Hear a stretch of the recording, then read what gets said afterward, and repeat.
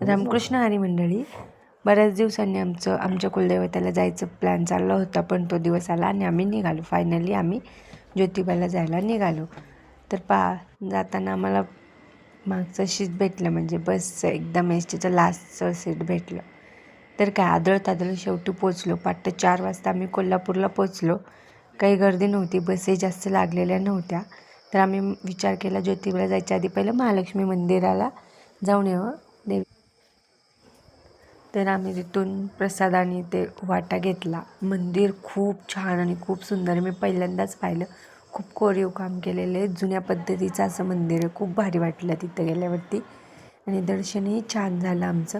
होती थोडीफार गर्दी आणि सकाळची पहिली आरती देखील भेटली. खूप भारी मंदिर आहे, तुम्ही पण कधी गेले तर तिथं नक्की भेट द्या. आणि खूप सुरेख अशी रेखीव कोरीव नक्षीकाम केलेलं आहे मंदिरावरती. नंतरने आम्ही तिथून पुढे आम्ही परत कोल्हापूरच्या स्टँडला गेलो आणि ज्योतिबाला जायला बस धरली. तर बसमध्ये गर्दी होती. तिथंही आम्हाला परत मागचंच सीट भेटलं. आदळत कसं गेलो. पण हो, घाट खूप सुंदर आणि खूप छान होता. भारी वाटत होतं जायला. निसर्ग खूपच भारी आहे तिथला.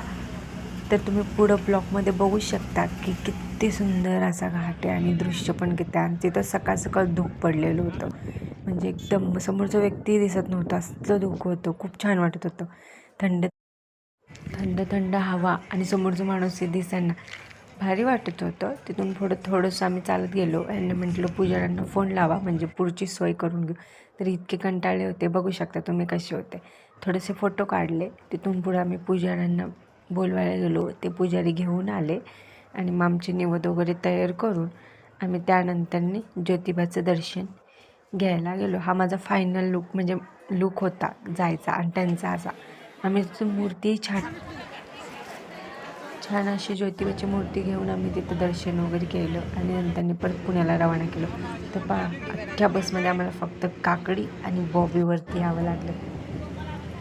भेटूया पुढं नेक्स्ट ब्लॉगमध्ये. Bye bye, take care.